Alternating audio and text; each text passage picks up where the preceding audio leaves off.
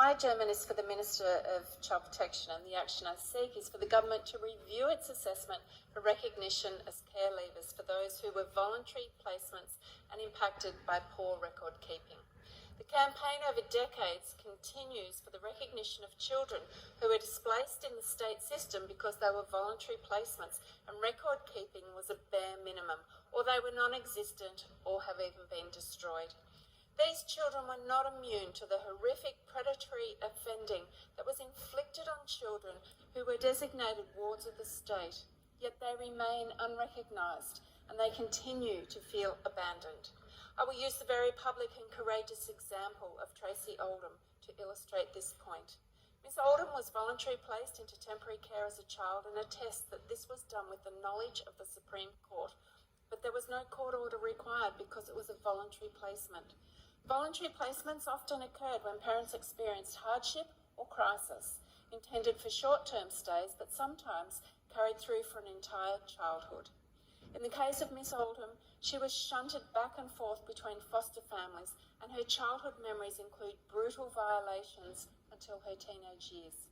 The Victorian Government submission to the Forgotten Australians inquiry estimated more than 91,000 children were in care in Victoria between 1928 and 2003, and that 59,000 of them were wards of the state.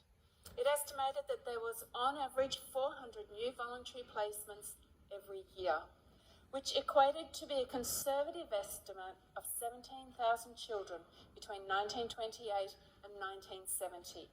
Because of the paucity of records, non-wards were described by witnesses to the inquiry as largely invisible to state authorities. Miss Oldham has applied through Freedom of Information to obtain her childhood documents, but none have been found because she was a voluntary placement. Her history cannot be substantiated through no fault of her own, but she has shouldered the consequences of this absence throughout her entire life.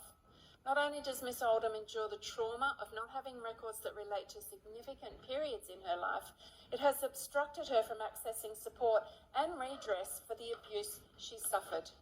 Because the department could not confirm the record of time she was in care, she was unable to receive support and services through Open Place. It has further impeded her pursuing redress. The Victorian Government committed to providing ongoing support to careleavers. However, this is not afforded to those whose placement cannot be substantiated because of the absence of records. This is a failure of the system at the time, not the children, and there should be an alternative process for those survivors for whom records cannot be found.